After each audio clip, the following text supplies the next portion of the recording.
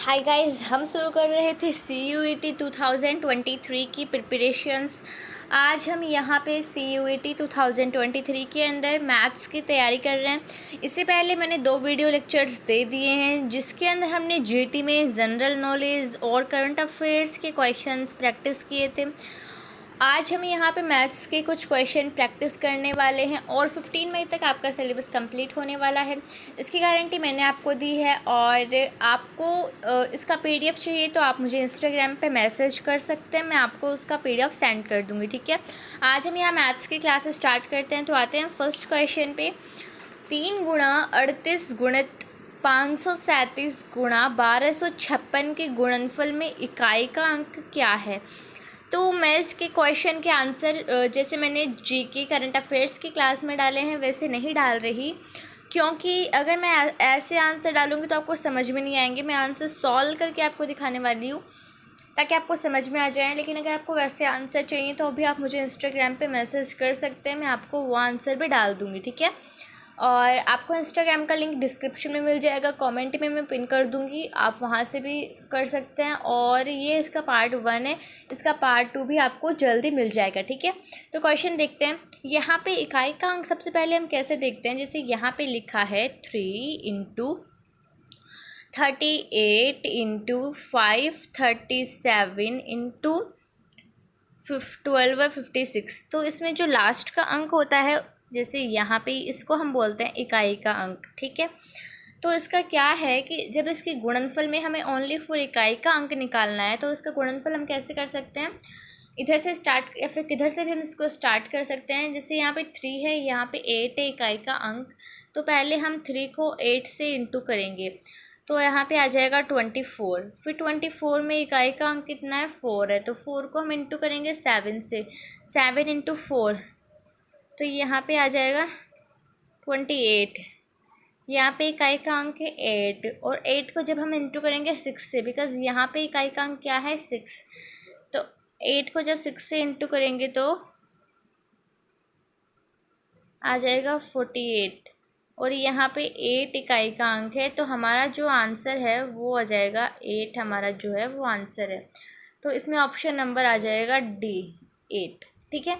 तो I think आपको समझ में आ गया होगा हमने यहाँ कैसे क्या किया। जब हम इसका निकालते हैं तो हम इकाई के अंक को गुणा करते हैं, 3, 8, 7 और 6 इनको गुणा करेंगे और इनमें जो इकाई का अंक आएगा वो हमारे पास इकाई का अंक रहेगा, ठीक है।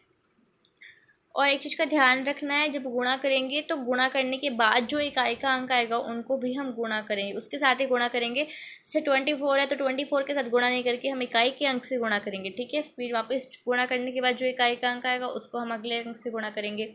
तो ये आपको समझ में आ गया होगा, ठीक है। तो इसका जो कंप्लीट सॉल्यूशन है वो ये रहा तरीके से आप यहाँ देख सकते हैं, ठीक है। ये हमारे पास था फर्स्ट क्वेश्चन। अब हम चलते हैं हमारे सेकंड क्वेश्चन पे। तो आपको समझ में आ गया इस क्वेश्चन को कैसे सॉल्व करेंगे और इसका ऑप्शन कैसे आ जाएगा D 8 इसका ऑप्शन आ जाएगा। इकाई के अंक का गुणनफल हमें निकालना था। नेक्स्ट क्वेश्चन पे चलते हैं। क्वेश्चन नंबर है सेकंड क्वेश्चन क्या बोल रहा है, 150, 300 तथा 600 का LSP ज्ञात कीजिए। CUET में 8th क्लास तक की मैथ्स पूछी जाती है जिसके क्वेश्चन हमें सॉल्व करने होते हैं। LSP हम कैसे निकालते हैं, इस तरह से हम LSP निकालते हैं। यहाँ पे हम लिखते हैं 150, 300,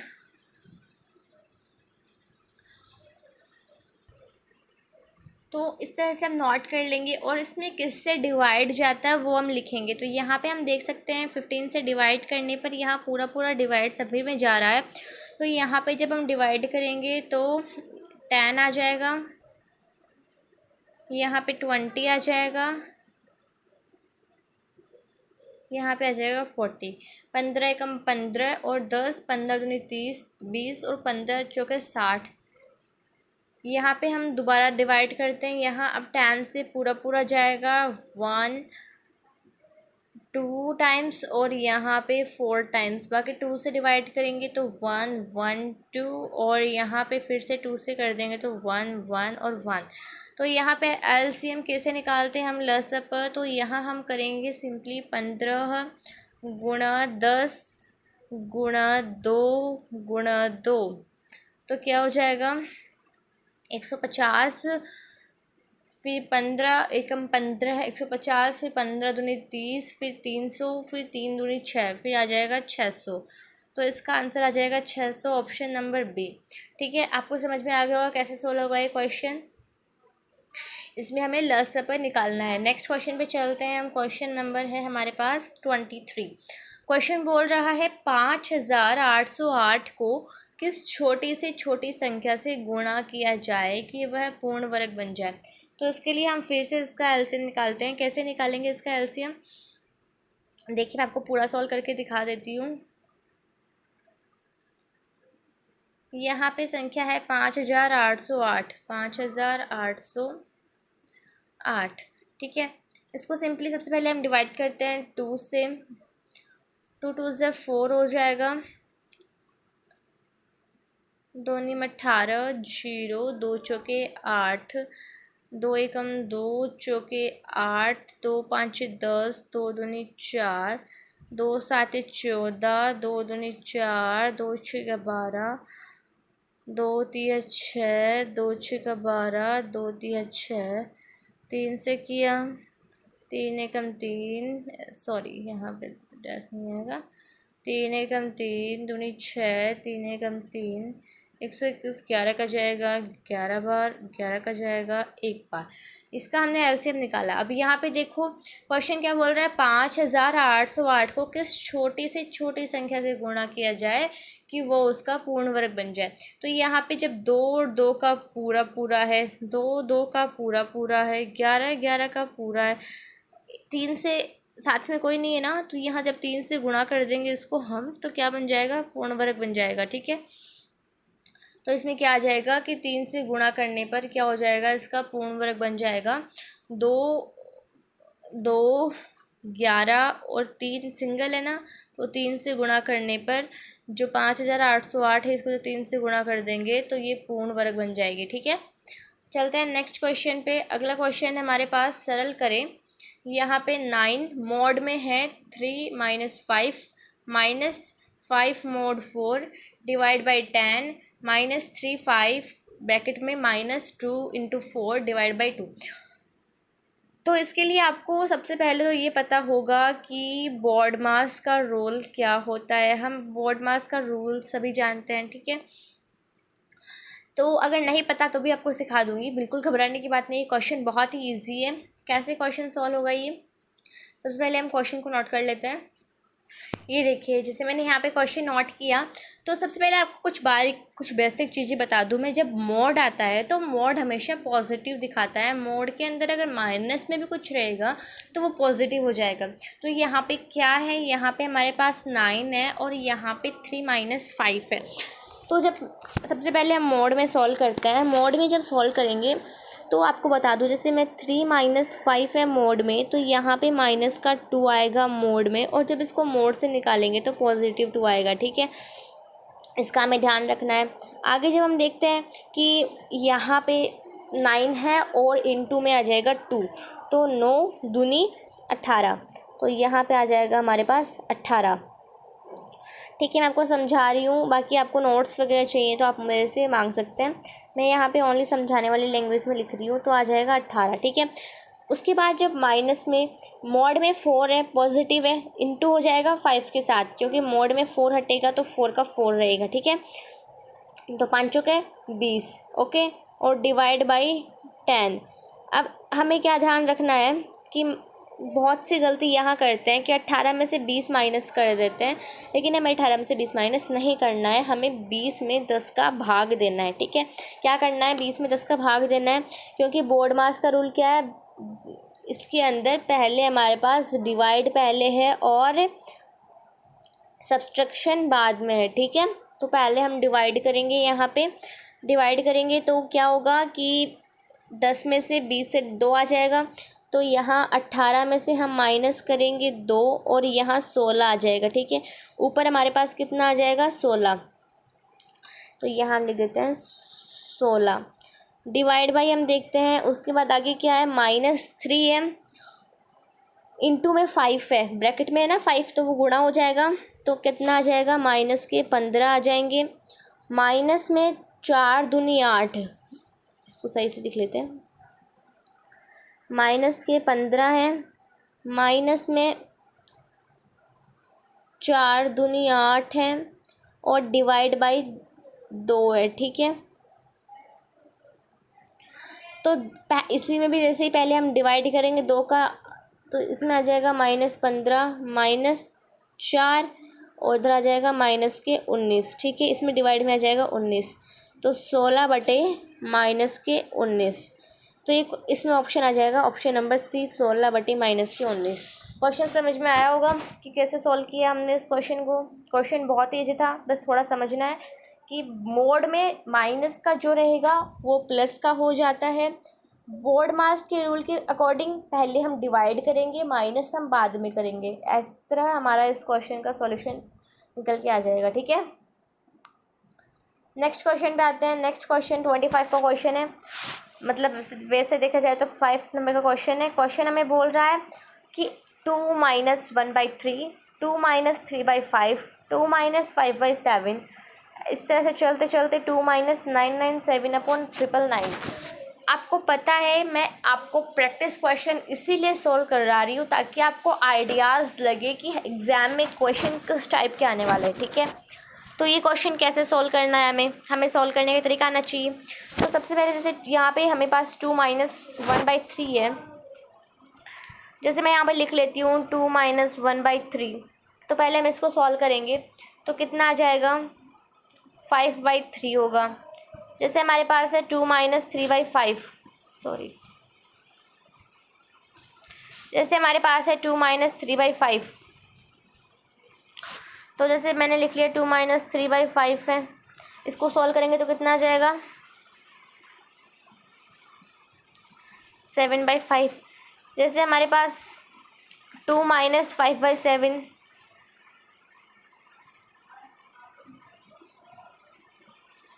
9/7। जैसे हमारे पास 2 - 997/999। इसको जब करेंगे तो हमारे पास ऐसे आ गया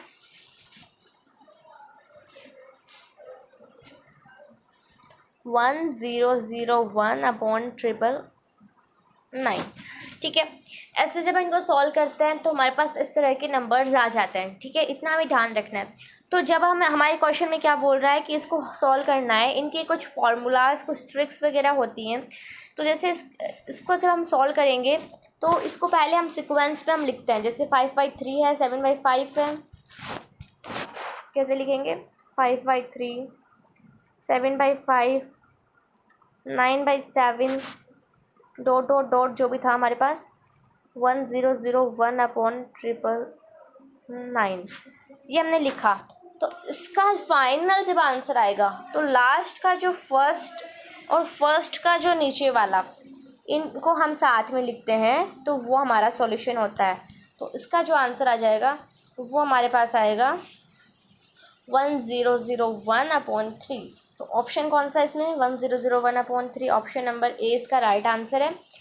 आपको समझ में आया होगा हमने क्वेश्चन कैसे सॉल्व किया है। सॉल्व करने के लिए सबसे पहले ही माइनस में था, उसको हमने सरल भिन्न में, मतलब हमने भिन्न में इसको लिखा 5/3, 7/5, 9/5, 9/7, ऐसे हमने लिखा। इनको लिखने के बाद जो लास्ट में हमारे पास जो लास्ट का जो नंबर था, उस नंबर में जो अंश पे था और फर्स्ट में जो हर पे था, इनका जब अपॉन में लिखते हैं तो ये इनका सॉल्यूशन होता है।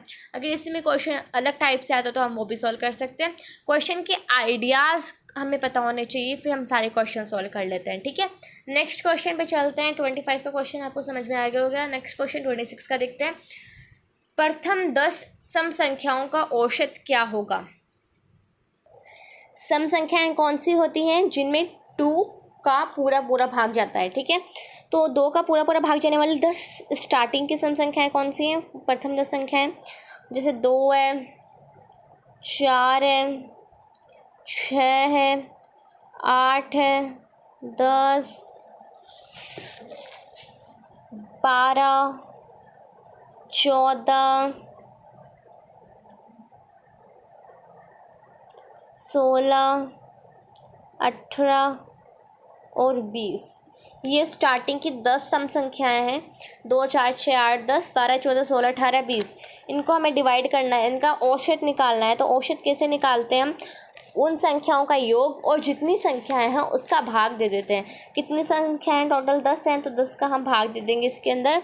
तो इन सबको जब जोड़ेंगे, 2 4 6 8 10 12 14 16 18 20 को जोड़ेंगे तो 110 हमारे पास आता है। कितना आता है? 110/10।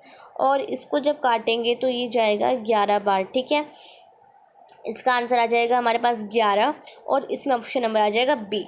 ठीक है, औसत निकालना बहुत ही ईजी है। जो भी संख्याएं हैं उनका योग और जितनी संख्याएं हैं उसका भाग दे देते हैं, फिर उसके बाद हमारे पास हमारा सॉल्यूशन निकल के आ जाता है। ठीक है, नेक्स्ट क्वेश्चन पे चलते हैं। क्वेश्चन नंबर 27 या फिर क्वेश्चन नंबर 7। अच्छा क्वेश्चन है, समझने लायक क्वेश्चन है। सारे क्वेश्चन बहुत अच्छे एग्जाम के लिए आने वाले क्वेश्चन से सारे क्वेश्चन है। यदि A/B बराबर 2/3 है और B/C बराबर 3/5 है तो A/C का मान क्या है? हमें पता है कि जब रेशियो होता है तो वो अपॉन में भी हम लिख। तो फिर ये क्वेश्चन कैसे सोल्व होगा? ये क्वेश्चन सोल्व होगा हमारे पास यहाँ पे।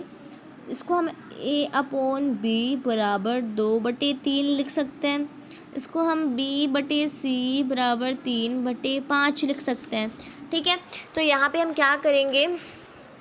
इनको गुणित कर देंगे, गुणा कर देंगे। क्या करेंगे हम यहाँ पे? क्या करेंगे हम यहाँ पे?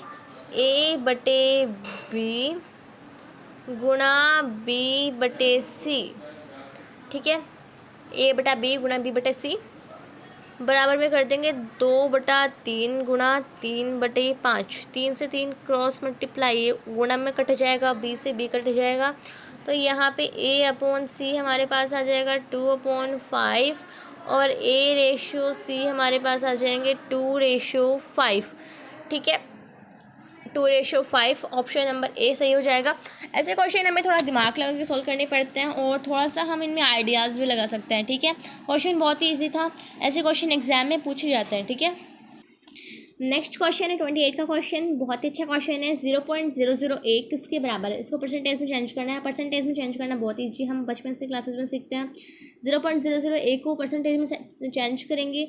सबसे पहले हम इसको लिखेंगे 1/1000 लिख सकते हैं हम इसको, नो प्रॉब्लम। 1/1000 लिख सकते हैं।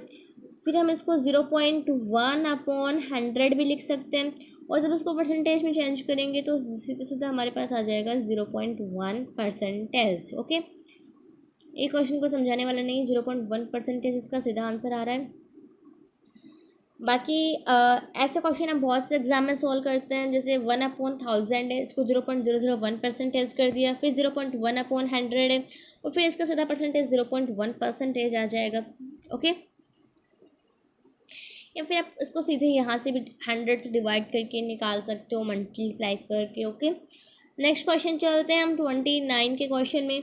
एक वस्तु को ₹600 में विक्रय करने पर एक दुकानदार को 20% का लाभ होता है। वस्तु का क्रय मूल्य ज्ञात कीजिए। बहुत अच्छा क्वेश्चन है और एग्जाम में पूछे जाने वाला क्वेश्चन है। ठीक है, समझते हैं इस क्वेश्चन को कैसे सोल्व होगा क्वेश्चन। इसके अंदर एक फॉर्मूला याद होता है हमें। फॉर्मूला आता है हमारे पास कि लाभ बराबर क्या होता है?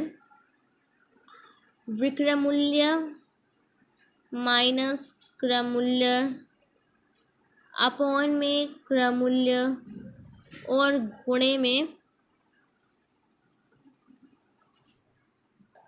100। ये इसका फॉर्मूला होता है। ठीक है, इस फॉर्मूला में हम सिंपली वैल्यूज़ पुट कर देंगे। यहाँ पे क्रय मूल्य को हम x मान लेते हैं और जो विक्रय मूल्य है वो हमें 600 दिया हुआ है और जो लाभ है वो हमें 20% यहाँ पे मिला है। इस क्वेश्चन को हम कैसे सॉल्व करेंगे? सिंपली यहाँ पे लाभ जो है वैल्यू सिंपली पुट करते जाएंगे। लाभ जो है वो 20% है। 20% इक्वल टू विक्रय मूल्य हमारे पास 600 है, माइनस x कर देंगे, अपॉन में x कर देंगे और गुणे में 100 कर देंगे। ठीक है, यहाँ पे जो 100 गुणा में है वो इधर डिवाइड में आ जाएगा, 20/100 हो जाएगा और इसको डिवाइड करेंगे तो हमारे पास सिंपली 1/5 आ जाएगा।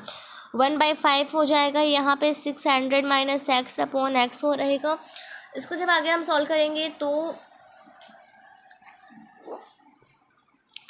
हम क्रॉस मल्टीप्लाई कर देंगे, यहाँ पे इसको इससे मल्टीप्लाई कर देंगे, इसको इससे मल्टीप्लाई कर देंगे, तो यहाँ पे x इक्वल्स टू आ जाएगा 5 को जब 6 से मल्टीप्लाई करेंगे तो यहाँ पे 3 आ जाएगा और यहाँ पे 30 आ जाएगा और 3000 हो जाएगा। 5 को जब x से मल्टीप्लाई करेंगे तो यहाँ पे 5x हो जाएगा, ठीक है। अब x माइनस का इधर आएगा तो प्लस का हो जाएगा, तो यहाँ पे 5x प्लस x बराबर 6x हो जाएगा और इधर हमारे पास है 3000। जब हम x से डिवाइड करेंगे 3000 को तो हमारे पास आ जाएगा 500, तो इसका आंसर आ जाएगा 500 रुपये। ठीक है, क्वेश्चन समझ में आ गया होगा आप लोगों को। इसका ऑप्शन नंबर बी राइट हो जाएगा। क्या इसका फॉर्मूला सबसे मेन है, फॉर्मूला याद करना है हमें कि लाभ बराबर विक्रय मूल्य माइनस क्रय मूल्य बटा क्रय मूल्य गुणे 100 होता है। यहाँ पे x मान लेना है हमें क्रय मूल्य को, लाभ हमें 20% दिया हुआ है और विक्रय मूल्य 600 रुपये में दिया हुआ है। क्वेश्चन में सिंपली फॉर्मूले में वैल्यू पुट करेंगे, क्रॉस मल्टीप्लाई करना है, x को माइनस की वैल्यू इधर लेके आनी है, दोनों को ऐड करना है, फिर डिवाइड कर देना है, x बराबर हमारे पास 500 आ जाएगा। ये हमारा आंसर हो जाएगा। नेक्स्ट क्वेश्चन पे देखते हैं। क्वेश्चन नंबर लास्ट है, 30 नंबर क्वेश्चन है। A, B तथा C ने अपनी पूंजी क्रमशः 1:2:4 के अनुपात में निवेश करके एक व्यापार शुरू किया। 6 माह बाद A ने निवेशित पूंजी का आधा अधिक भाग और B ने अपनी निवेशित पूंजी के बराबर धनराशि और निवेश की, जबकि C ने अपनी निवेशित पूंजी का 1/4 भाग वापस निकाल लिया। ज्ञात करें कि वर्ष के अंत में उन्हें किस अनुपात में लाभ मिलेगा। क्वेश्चन पढ़ के घबराना नहीं है, क्वेश्चन बहुत ईजी है। चलो समझते हैं इस क्वेश्चन को, अच्छे से समझना है क्वेश्चन को। यहाँ पे पूंजी का जो अनुपात दिया है प्रथम 6 माह है, 6 माह बाद टोटल 1 साल का है और प्रथम 6 माह हम देखते हैं। प्रथम 6 माह में क्या है, 1:2:4 है। तो माना कि हमने यहाँ पे 2x हमारे पास है, A, B और C 3 दिए ना, A का जैसे हमने मान लिया 2x, ठीक है। A अनुपात B अनुपात C 1:2:4 है। A का हमने माना 2x है, ठीक है। B का हमने मान लिया दुगना है ना, तो 4x और C का 4 गुना है ना, तो 2 का 4 गुना ना, 2 चौके 8, तो 8x, ठीक है।